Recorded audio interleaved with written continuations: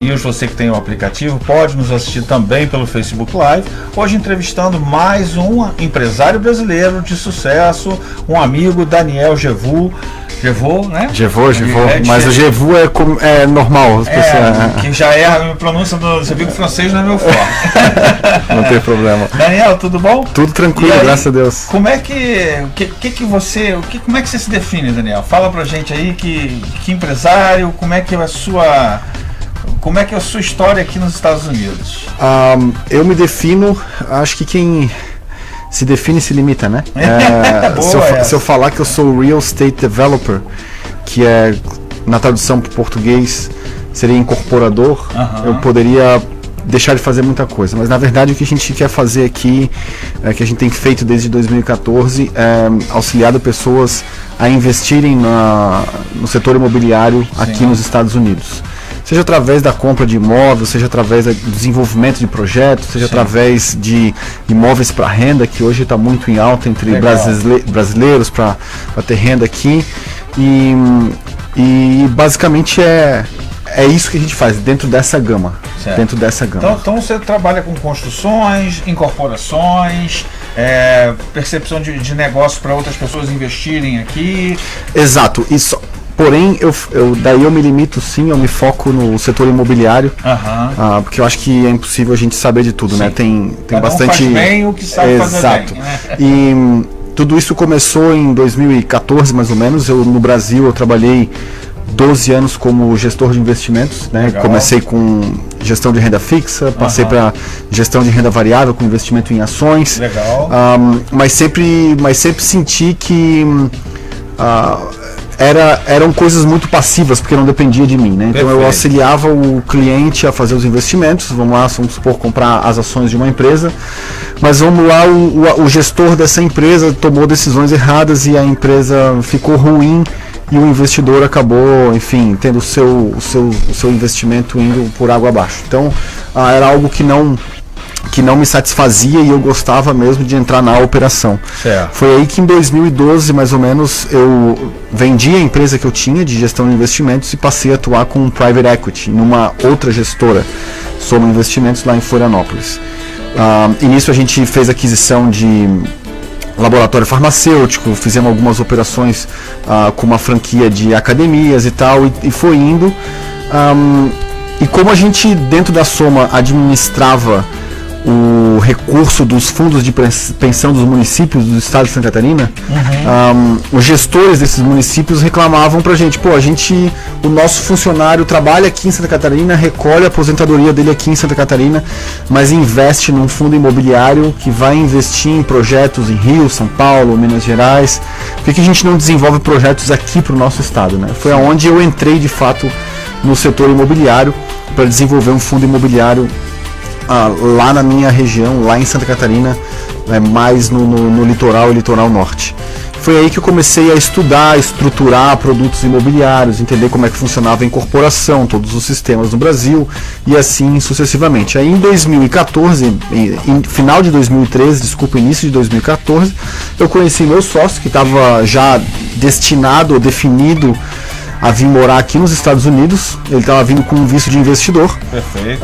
E naquela época ele estava vindo, mas não tinha ainda definido o que ele ia fazer.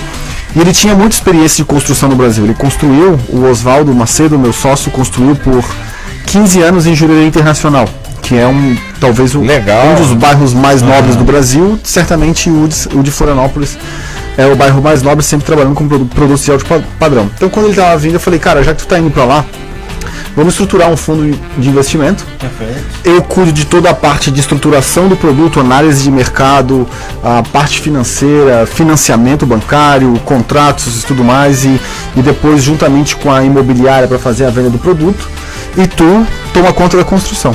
Foi isso que a gente fez em 2014. Em 2015 a gente veio para cá.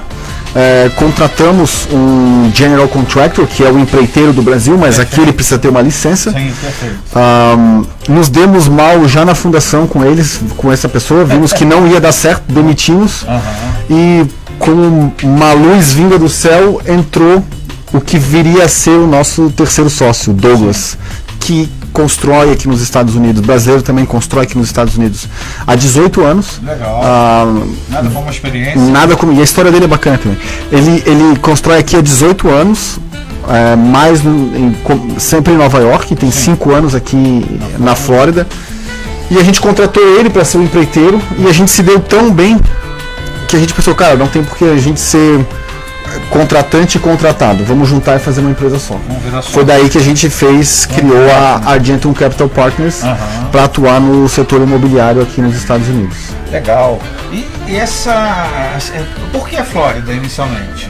Inicialmente a Flórida foi bem clichê, porque a gente vinha do Brasil com parceiros investidores brasileiros. Sim. E a Flórida é o quintal de casa do Brasil, né?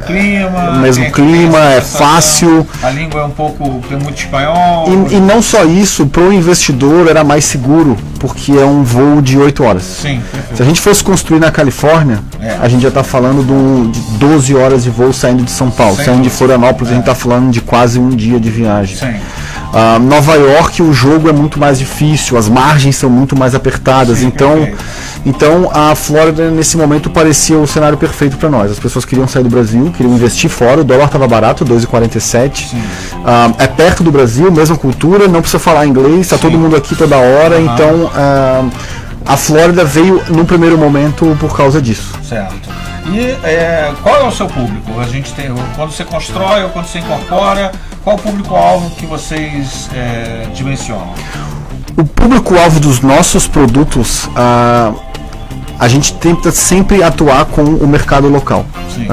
A gente veio do Brasil já com uma das teses do nosso investimento era justamente sair desse risco Brasil. Sim. Então, de forma alguma, a gente quis montar uma construtora para construir exclusivamente para brasileiro. Porque se a gente está no maior mercado consumidor do mundo, uma população aí de quase 400 milhões de habitantes, quase 50% maior que o Brasil, maior PIB per capita do mundo, não tem por que a gente focar só no público brasileiro. Isso eu acho uma sacada muito inteligente para o brasileiro que está vindo aqui, ou o brasileiro que já está aqui, perceber que o melhor público que existe nos Estados Unidos é o americano.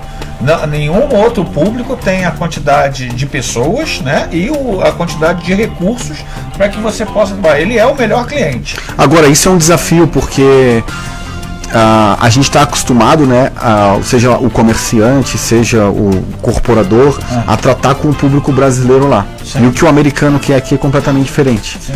Então eu acho que uma das coisas que a gente conseguiu,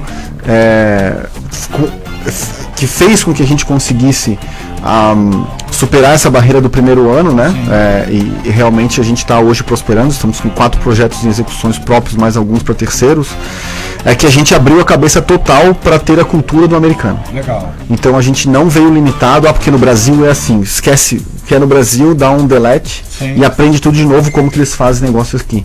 Claro que a experiência do Brasil conta, porque a gente lá no Brasil é muito bom em resolver problema, porque eles aparecem toda hora, mas de qualquer forma a gente tem que sempre lembrar que a gente está em outro país, em outro hemisfério, em outra língua, com outras leis, então a gente não pode trazer a cultura do Brasil, a gente tem que aprender com eles. Perfeito. E aos pouquinhos é mudar o sistema por dentro, né? Não é querer chegar e aqui ajustar o sistema, né? E impor a nossa cultura brasileira, porque quantas histórias você já ouviu de empreendedores brasileiros, principalmente a gente tem visto aí no ramo da gastronomia, que abrem filiais de grandes restaurantes do Brasil aqui, Sim. que tem tudo para ser um sucesso, mas dura um ano, 6 meses, e depois de 2 anos de investimento para conseguir abrir o restaurante. Sim. Então eu acho que o mais importante é entender o público local. Legal, eu acho que essa percepção dessa cultura, não trazer a cultura brasileira achando que ela vai se encaixar aqui.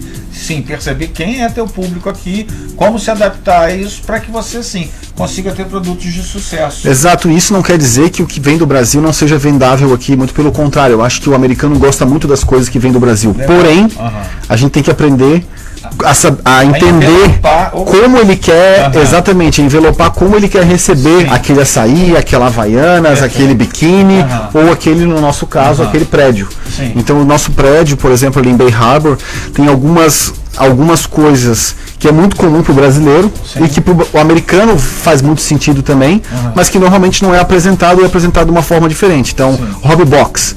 No Brasil é muito comum os prédios com hobby box. A gente tem hobby box, mas não é na garagem, é no andar do apartamento. Então isso já cria algo que pro americano, o americano é muito prático. Ele quer saber se é bonito, se é feio, ele quer saber se é prático. Então fazer um storage para ele, um hobby box no térreo, na garagem, sendo que ele mora no 7º andar, não faz sentido nenhum. Então a gente tem que botar no andar dele. As varandas do apartamento tem a cozinha gourmet que a gente chama o Summer Kitchen, para o cara poder fazer o churrasco dele, aproveitar, enfim. Então são coisas que a gente coloca, que a gente veio do Brasil com essa ideia, que valoriza, mas no final do dia a gente tem que entender como que o americano vai olhar a gente e como é que a gente pode explorar isso para poder vender. De uma maneira positiva. Exato. Muito legal, porque você foi, aí sim, adaptou a ideia do Brasil e trouxe o que tinha de melhor e que você já sentia que tinha, aí sim, uma simbiose, uma simetria com que ele, uma sinergia com o que o americano deseja. E quais são os produtos que vocês fazem? São casas, praças, apartamentos? A gente, enfim, como eu acabei de falar, o meu sócio Osvaldo, que cuida da parte de construção, ele construiu um Jurerê Internacional, e o nosso outro sócio, Douglas Strabelli, ele tem uma história de sucesso muito bacana em Nova York, veio da Europa, na verdade. Sim. Só para contar uma historinha bacana, o Douglas é de Maringá, e ele era jogador de futebol. Uma família humilde, era jogador de futebol, e foi convidado para jogar na Espanha. Sim. E o time lá da Espanha, o dono do time tinha uma construtora. Sim. E para justificar o salário e o visto dele, ele era empregado da construtora, mas foi lá para jogar futebol. Aí era um time de segunda ou de terceira divisão, sei lá, e daí não treinava todo dia. Como não treinava todo dia, ele começou a engordar, ele falou assim, cara, eu não vou dar pra jogar bola, bicho, eu preciso fazer alguma coisa. Foi aí que ele começou a atuar dentro da construtora lá. Legal. Lá em Madrid. Aproveitou a oportunidade lá em Madrid. Já falando ali, né? Depois de 1 ou 2 anos, fez uma oferta para comprar a empresa do cara. O cara não quis vender, ele abriu uma outra empresa e depois comprou a empresa dele. E na crise, em 2008, ele veio aqui para os Estados Unidos. Um pouquinho antes ele veio aqui para os Estados Unidos, e foi para Nova York e começou a construir lá. Sempre focado também em reformas de alto padrão e construções de alto padrão. Legal. Então, para encaixar na tua pergunta, qual é o nosso produto? Hoje o nosso produto é focado em alto padrão e luxo, porque tem uma diferença bem grande entre o high-end e o luxury. O high-end a gente está falando aí de propriedades de casas aqui na região de Broward, de até 3 milhões, 3 milhões e meio, 5 milhões é considerado high-end. Acima disso é luxury, porque o cliente ele vai olhar detalhes que o de 3 milhões não olha, e o de 3 milhões olha detalhe que o de 300 mil não olha. Então são processos diferentes, e como eles sabem construir muito bem produtos de alto padrão, e na construção tem isso. O cara que constrói, falando do termo no Brasil, Minha Casa Minha Vida, não sabe construir alto padrão, e o cara que constrói alto padrão não sabe construir Minha Casa Minha Vida. Com certeza. Porque aqui é custo e aqui é valor. Então são conceitos completamente diferentes. E fora isso, fora a expertise deles, o mercado de alto padrão e de luxury, o high-end e o luxury, ele muitas vezes ele é negligenciado pelos construtores, porque os construtores estão preocupados no volume. Comprar um terreno e fazer 100 casas, 200 casas, 300 casas para ganhar no volume, casas ali é 300, 400, 500 mil dólares. Então o nosso foco não é esse, a gente precisa ter menos produtos, menos clientes e mais qualidade. E mais qualidade. Então o nosso foco hoje é esse, são produtos de alto padrão, tanto aqui quanto em Nova York. Em Nova York a gente está construindo, eu falo a gente porque na verdade é a empresa do meu sócio, do Douglas, que está construindo lá, mas a gente faz parte de um grupo, uma casa de 33 milhões de dólares. Nossa, valor altíssimo. São 1.100 metros quadrados, 11 mil pés. Então é o tipo de produto que aqui na Flórida a gente está construindo um prédio em Bay Harbor, que a gente está nas inspeções finais para conseguir o TCO, que é o habite-se temporário. Estamos construindo uma casa em Hollywood, na frente do canal, uma em Lighthouse Point, casas aí de 500 metros quadrados aproximadamente, e agora a gente vai começar a fazer aqui em Delray Beach. E que parte você, a partir dessa, como é que é o processo de venda desses imóveis? Isso é bem bacana também, porque quando eu estava trabalhando lá no Brasil ainda, na Soma Investimentos, na parte Private Equity, quando a gente comprava as empresas, a gente fazia um trabalho de posicionamento de marca para reposicionar aquela empresa. E eu trouxe esse conceito dentro da construção civil, dentro dos nossos produtos e mais especificamente ainda para dentro das casas. Então hoje o nosso processo de venda das casas, aqui nos Estados Unidos, normalmente o realtor, o broker, ele pega o imóvel, coloca no sistema MLS e faz algumas ações para chamar a atenção. A gente cria um produto, a gente cria uma marca para cada casa que a gente faz. Então na casa de Hollywood que a gente fez, a gente botou o nome dela, Holy Ocean. A gente quer mostrar, porque a cidade de Hollywood aqui tem esse nome porque o developer dela, esqueci o primeiro nome dele, mas o sobrenome dele é Young, ele queria recriar Hollywood lá da Califórnia. Só que aqui não tem Malibu, né? Só que aqui não tem o Hollywood, aqui tem água. Então a gente criou esse conceito do Holy Ocean para as pessoas se sentirem perto do oceano. A gente criou uma mística em torno disso. A mascote da casa é uma sereia. Então a gente está criando uma série de coisas em volta dessa casa para chamar a atenção e criar esse produto. Então o nosso processo de venda, ele vai muito mais em trazer valor para a região que a gente está e trazer valor para a casa do que a gente vende, do que simplesmente falar o preço do pé quadrado da nossa casa é tanto e transformar aquilo numa commodity como muita gente faz. É uma experiência, vocês estão trazendo dentro desse bojo, desse negócio, uma experiência de moradia, né?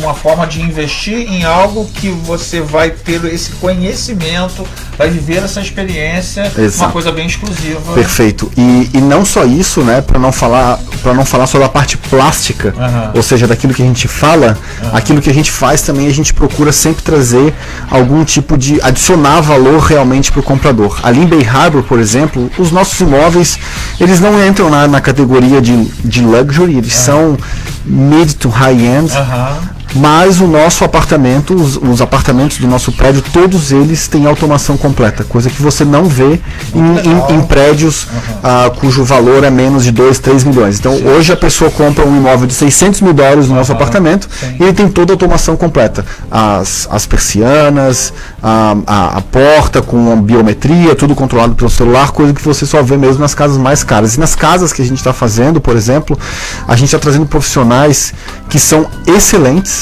e que vão trazer bastante valor. Por exemplo, a decoração, o interior design das nossas casas está sendo feito pela Cristiana Mascarenhas, que é uma arquiteta brasileira renomada aqui nos Estados Unidos de muitos anos.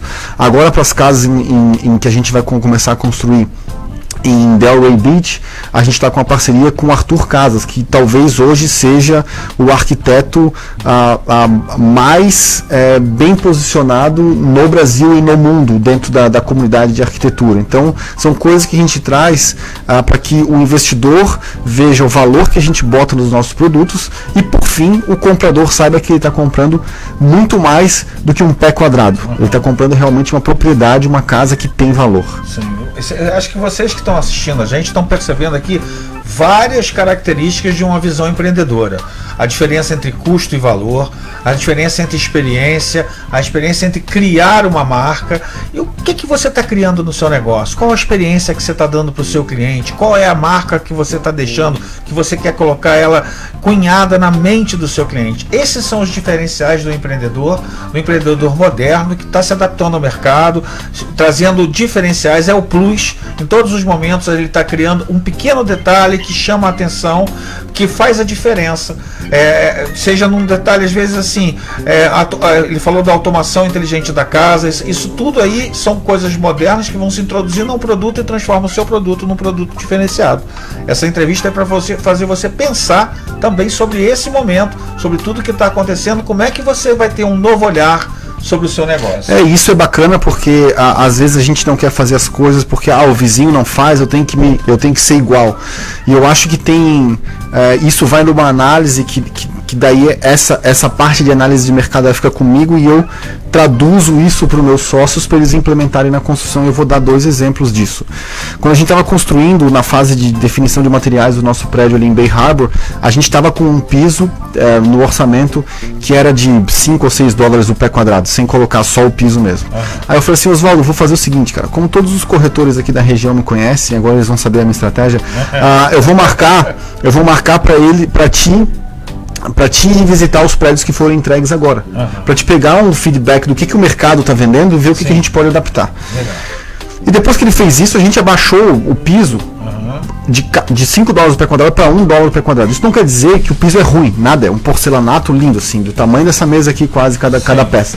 É um excelente piso, mas o comprador desse tipo de imóvel, ele não consegue ver esse valor do 1 para o 5. Sim. Então é coisa que a gente pode adaptar para baixo. Agora, o prédio do lado não tem automação, ele está pronto para receber. A gente entrega com a automação pronta. Certo. O prédio do lado do nosso está vendendo a $450 o pé quadrado.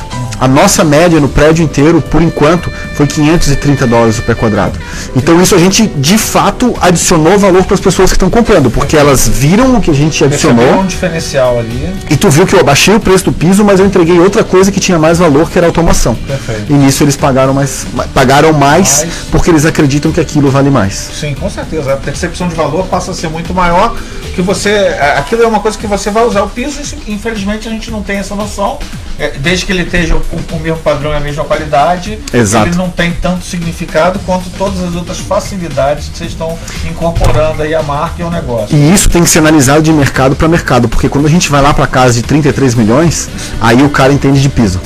Então aí tu tem que entender se tu está botando porcelanato, se tu está botando mármore, que é muito demandado aqui nos Estados Unidos. Usar mármore no Brasil não é nem tanto, porque mármore lá no Brasil até é um produto não é um produto tão high-end assim quanto o porcelanato, e aqui eles já têm uma visão diferente. Tem gente que se pudesse fazer a casa inteira de mármore faria, mas então é aquilo, é entender o que o mercado tá querendo. Quer. A gente quanto empreendedor, nosso maior foco tem que ser escutar. Se a gente não escutar o mercado, a gente não vai conseguir fazer. Até porque quando a gente escuta, a gente consegue criar. Exatamente. Porque você se antecipa essa necessidade não é a principal. A principal necessidade é nesse entorno e não na base. E isso é legal porque hoje, né, todo mundo quer falar de disruptivo, todo mundo quer falar de inovador, mas não escuta o mercado para ver o que ele quer. E eu sempre uso uma passagem do Henry Ford que ele falava: se eu tivesse ouvido o meu consumidor, eu teria feito cavalos mais rápidos. Mas isso não quer dizer que ele não ouviu o consumidor.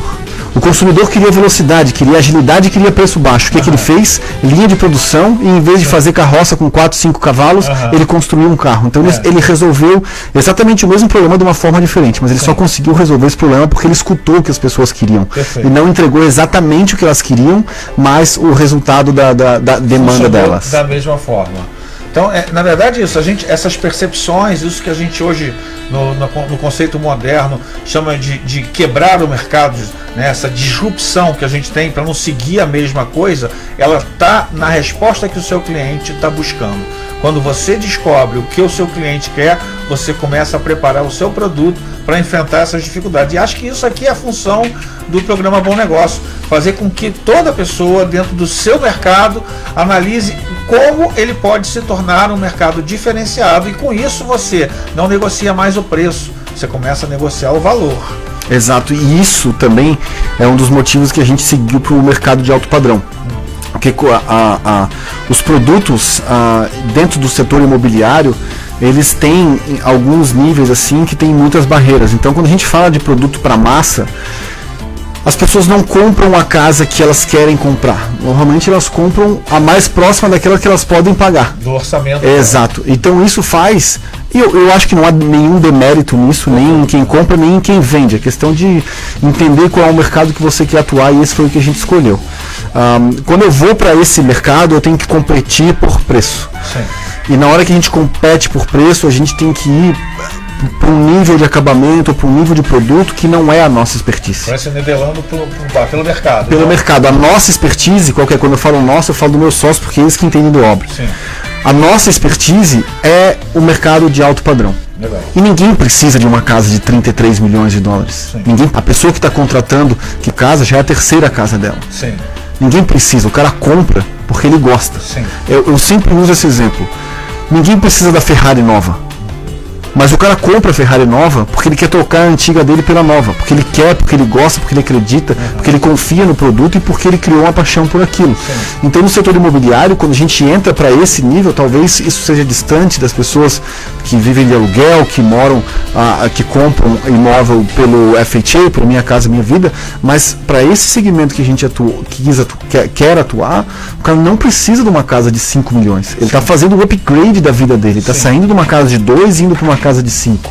Ele está saindo de uma casa de 5 indo para uma casa de 10. Ele está realizando ali uma conquista interna, né? Então quando ele vai para a conquista, é muito mais do que commodity, do que preço pré-quadrado. Tu tem que encantar ele e tu tem que mostrar para ele que aquele produto tem mais valor do que o do vizinho ou enfim qualquer outro. Então você vê essa ideia do encantamento que a Disney trouxe.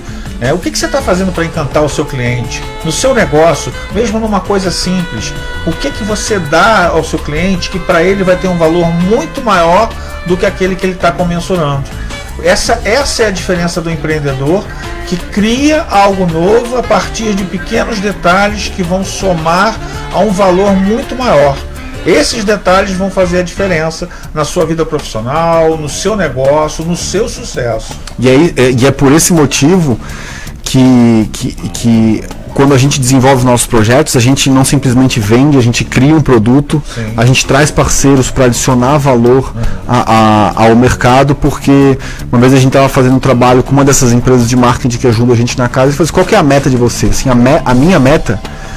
O que acontece todo mês de setembro? As pessoas se enfileiram na frente das lojas da Apple esperando o produto novo. Sim. Nem sabe se vai ser bom, se vai ser ruim. Não é feito manada. O cara vai por quê? Porque ele foi seduzido e conquistado pela marca. Perfeito. E é isso que a gente quer para nossa empresa enquanto developer, enquanto construtora. Joia. Que as pessoas se perguntam assim, porra, quando que a Argentum vai lançar uma casa porque eu quero comprar a casa deles? Legal. Independente se o cara mora na Flórida, a nossa casa vai ser lá em Los Angeles. Mas o cara, por entender o que o nosso produto, e que o nosso produto normalmente tem mais valor adicionado do que os concorrentes, ele vai querer comprar a nossa casa. Perfeito. E ele vai, sim, se apaixonando por esse... Isso é o mais importante, essa identificação com a marca, com o seu produto. Procure pessoas que criem oportunidades para que pessoas se identifiquem com a sua marca, com o seu serviço, com o seu produto, para que dessa forma a gente consiga fazer, ou você consiga fazer algo diferenciado, algo novo, algo que você vai, com isso, capitalizar novos clientes que vão estar falando de você também. Exato, é como... Vamos falar de arte. Sim. O cara faz um quadro, as pessoas se referem ao quadro pela pessoa que criou o quadro. Aquele é um Picasso, aquele é um Rembrandt, aquele... Então, olha só que coisa bacana, daqui a 15, 20 anos, Sim. Alguém olhar para uma casa e falar, aquela casa é uma Argentum. É isso que a gente quer. É isso que a gente quer. Ou eu tenho uma Holy Ocean que Exato, não. associa a marca a outra marca. Que isso já acontece com os arquitetos. Sim. Aquela casa é do legal. fulano, aquela casa é do ciclano. E o que a gente quer para nossa empresa, e é isso que a gente trabalha todo santo dia para fazer, é que as pessoas queiram o nosso produto, Sim. porque a gente conseguiu conquistar eles de alguma forma. E essa alguma forma vai ser sempre entregando para o comprador final mais valor do que aquilo que ele tem na comunidade em volta dele. Então esse é o nosso posicionamento. E você citou o exemplo da Disney agora, e é engraçado que eu estava vindo para cá escutando um podcast e o cara falou exatamente isso. Ninguém fala assim, vou lá assistir um filme da Paramount. Eu não vou lá assistir um filme da Columbia. Mas quando eu falo eu vou assistir um filme da Disney, todo mundo entende o que está por trás disso. Perfeito. Me cita um filme da Paramount. Agora fala um filme da Disney. No mínimo o desenho animado tu vai lembrar. Por quê? Porque isso é posicionamento de marca. A Disney tem uma promessa e ela entrega essa promessa. E é isso que a gente está tentando fazer para nossa empresa. Uma vez no Brasil eu estava dando um treinamento pelo Sebrae e eu comentei em um dos casos que a Disney estimula todos os seus empregados a criarem diferenciais. Um segurança, ele criou um diário, uma coisa simples, um caderninho com a capa de couro, e era o Diário das Princesas. Então toda menina que chegava fantasiada de princesa, ele ia lá e pedia que ela assinasse no Diário das Princesas. Legal. E eu estava falando isso, uma mãe que estava no treinamento, que fazia parte lá de um dos órgãos do Sebrae, começou a chorar. E ela falou assim, eu levei minha filha, ela estava de Princesa Ana e ela se chama Diana. O nome dela era Ana também. E aí o segurança chamou, Princesa Ana, assina aqui. E ela virou para a mãe e falou assim, ele me conhece. Então, ou seja, para essa mãe, ela é uma eterna vendedora do encantamento da Disney, exato. Porque não tem preço a satisfação que a filha dela tem de ser reconhecida como uma princesa, e é a Princesa Ana, né? Isso é engraçado porque é uma decisão que o empreendedor, a empresa, o empresário tem que fazer no momento que ele define aonde ele quer chegar.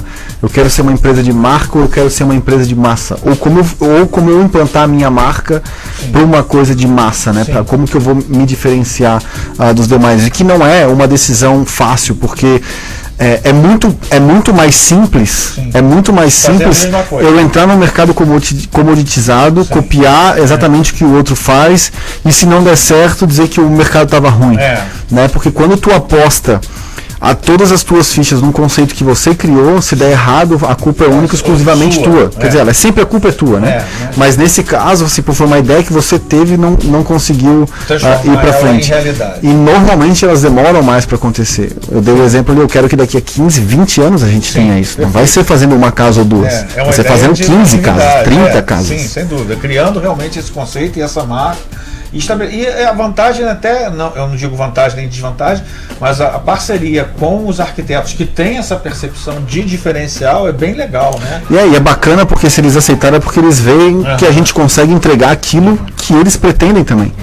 Porque um arquiteto renomado, ele não vai entregar uma obra dele na mão de qualquer um. Sim. Ele vai entregar na mão de quem ele acredita que faça. Perfeito. E isso, graças a Deus, todo o histórico dos meus dois sócios em construção, tanto no Brasil quanto aqui nos Estados Unidos, acaba validando essa parte para esses parceiros toparem fazer junto conosco. Né? Ele está falando uma coisa que no empreendedorismo chama parceiros estratégicos. Quem são seus parceiros estratégicos? Quem são aqueles que vão dizer para o seu público que você está fazendo um produto diferenciado, que você tem uma coisa nova na sua mão, seu produto, seja seu serviço, que você faz algo diferenciado. Busque seus parceiros estratégicos, que eles vão ser os maiores divulgadores do seu trabalho e da sua diferença. E isso é bacana falar, porque muita gente não procura parceiro porque tem medo de roubar a ideia. Exatamente. E eu não tenho medo nenhum. Assim, tu sabe, eu tenho um canal no YouTube, eu mostro tudo o que a gente faz. Sim. Tudo. E isso é uma coisa que eu falo pra minha esposa sempre. Qualquer pessoa pode copiar o que tu faz, mas ninguém pode copiar o que você vai fazer. Exatamente. O que você vai fazer tá na sua cabeça. Sim, você já aprendeu com alguma coisa e já está criando uma nova. Quem te copia tá sempre atrás. Tá sempre atrás. Então, assim, e se a pessoa te copia e sai fora, cara, porque ela não era para ser um parceiro mesmo. Então continua o teu trabalho, porque outra coisa que eu aprendi, quem copia e quebra uma cara uma vez, desiste. Quando a ideia é tua, tu vai quebrar a cara a primeira vez, tu vai aprender, tu vai melhorar, e vai pra segunda, vai quebrar a cara de novo, e assim vai, e com isso você se desenvolve. Sem dúvida. E vou dizer assim, se você tem o seu trabalho copiado, tem pessoas reforçando a tua marca. E a tua ideia. A minha ideia é tão boa que já tem 5 ali copiando o que eu fazer. Exato. E aí esses parceiros estratégicos também vão divulgar que quem começou com essa estratégia, com essa forma de fazer, esse know-how, esse diferencial, tá ali, tá no mercado, e é ele que vai ditar as novas tendências. Vou dar um exemplo aqui que muita gente vai cair de pau em cima de mim. Apple e Windows.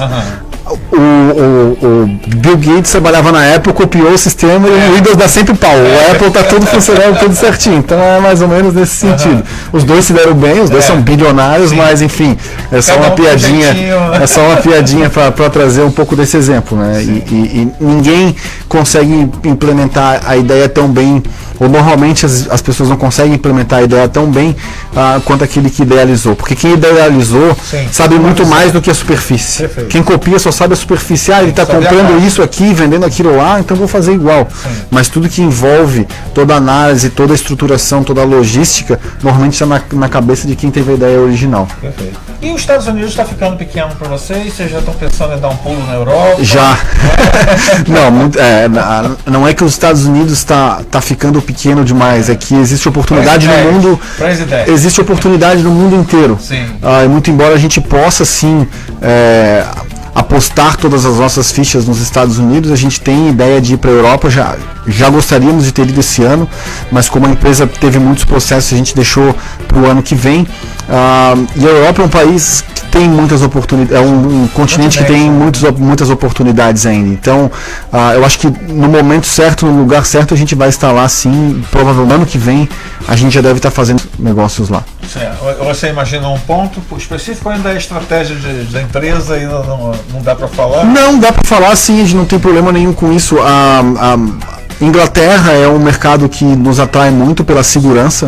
A gente fala que o investidor imobiliário que vem aqui para os Estados Unidos e troca a Flórida por Nova York é porque ele quer botar o dinheiro dele num lugar seguro. Certo. Na crise que teve em 2008, com toda a derrocada que teve o mercado imobiliário, em Nova York, em média, o preço dos imóveis caiu só 12%. Só. A gente está falando de 80% em outros lugares, 80%. Um imóvel que valia 100 mil passou a valer 20.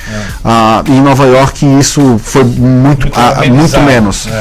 E o que Nova York é para os Estados Unidos, Londres é para o mundo inteiro. Certo. Então você vê o mundo inteiro em Londres. Índia, Rússia, todo mundo da Europa indo para Londres, mesmo agora com o Brexit, eles saindo da comunidade europeia, mesmo assim, eles ainda têm a moeda mais forte do mundo. Então, Londres é um mercado para nós que atuamos no segmento de alto padrão e de luxo, é um mercado que a gente precisa estar. Para estar. Exato. Em Portugal, pelas clichê também, tem, muito embora a gente não foque no brasileiro, é sempre uma boa porta de entrada. Certo. Tem muito brasileiro indo para lá, então por que não construir para eles, né? Uma vez que os imóveis lá não são adaptados à nossa vontade, então isso vale bastante a pena, mas não por tamanho de mercado. A gente está falando que Portugal inteira tem cerca de 10, 12 milhões de habitantes, isso tem só em Miami-Dade. Então não pelo tamanho de mercado, mas pela oportunidade pontual. Seria uma entrada, vamos dizer que já seria um ponto de entrada favorável, uma série de outros atributos ali. E Portugal está sendo muito descoberto por outros países da Europa, principalmente para turismo de alto padrão. Então talvez falte produto lá e essa é a análise que a gente vai fazer no ano que vem. Não, eu já estive em Coimbra, já estive em Lisboa, estive em Porto, e Porto é uma cidade sensacional. Acho que foi considerado o segundo melhor destino turístico do mundo e é um lugar para investir e para morar. Deixa eu te falar então, Porto foi a primeira cidade. Vocês pensaram? Não, que internacional que eu fui. Foi a primeira. Eu sempre quis, desde pequeno, não por um motivo ou outro, mas eu sempre quis ir para fora do Brasil. Sempre quis, desde pequeno. E eu não podia, porque meus pais não tinham condições de bancar a viagem para mim. Depois, quando eu comecei a ter o meu dinheiro, eu estava na faculdade, queria terminar a faculdade, queria terminar a pós-graduação, enfim. Até que 2007, 2008, o dólar estava 1,80 na época. Assim, agora eu vou fazer uma viagem. Aí fui aquelas viagens de estudante, né? Aonde tem gente que eu conheço para eu poder ficar de graça. Eu tinha um amigo meu, o Renan, que estava morando em Portugal, na cidade do Porto. Sim. Então eu falei, Renan, cara, posso passar 3 dias aí, velho? Ele disse, pode, cara, pode vir. E eu fui, e na hora que eu desembarquei, tu sabe, Porto é uma cidade pequena. Sim. É uma cidade, sei lá, tamanho de Florianópolis ou menor ainda. Então ainda não é aquele deslumbre da Europa, do primeiro mundo, aquilo tudo, apesar de ser uma cidade fantástica, com metrô, muito organizada. Na hora que eu botei o pé lá, que eu saí do aeroporto, eu falei, cara, eu tenho que sair do Brasil, velho. Eu preciso sair do Brasil. Mundo, né? Eu preciso ver o mundo, porque, cara, não tem. Aí quando tu vai diminuindo, né? Brasil, Santa Catarina, Florianópolis, dentro sempre da mesma região em Florianópolis. Eu morava no Itacurubi, quem é de Florianópolis sabe, aí vai trabalhar no centro e vai pra praia em Jurerê Internacional e fica sempre naquele mundo. Aí quando tu olha pra fora, que tu vê o mundo inteiro, assim, cara, não tem porquê passar o resto da vida num lugar só. Então eu quero. Daí nessa viagem eu fui pra Europa, eu fui pra Porto, fui pra Paris, fui pra Edimburgo na Escócia, fui pra Londres, e na hora que eu voltei, tava tendo uma crise lá em Florianópolis, ainda que o prefeito tinha gasto, sei lá, 4, 5 milhões numa árvore de Natal, tinha contratado o Andrea Bocelli pra cantar e paga uma fortuna pra ele, assim, cara, eu preciso ir pra um lugar que pense mais aberto e eu preciso de mais oportunidade. Então foi ali, naquele momento, eu sempre quis ir, mas aquele momento em 2008, 2009, foi o divisor de águas, eu vou. E a partir dali foi construir esse caminho. Legal. Quais são os próximos passos? Existem agora além dessa aqui nos Estados Unidos, o que seria um passo que você gostaria de dar? A gente vai o momento agora, final do ano, nem sempre é o melhor, mas a gente está agora conversando com investidores para a gente começar a construir em Delray Beach, casas de alto padrão também. Aqui em Nova York, nos interessa muito o mercado de Houston e o mercado da Califórnia para construir produtos desse tipo também, então são mercados que a gente quer ir. A gente já olhou muito para Nova York, mas é um mercado que tem taxas de retorno que seduzem pouco o brasileiro, porque é muito mais baixa, muito mais seguro, então a gente precisa atingir um outro tipo de público, de investidor que esteja querendo muito mais a segurança do que outra coisa. Então dentro dos Estados Unidos é isso. Acho que a nossa visão de longo prazo é estar principalmente nesses 3 mercados. Nova York, que a gente já está, Flórida, que a gente já está, e principalmente a Califórnia. Houston é um mercado que nos interessa muito, mas ele ainda seria depois da própria Califórnia. Mas a Califórnia está lá do outro lado, então a gente precisa crescer um pouquinho mais para poder ter uma estrutura lá. Chegar uma estrutura lá, né?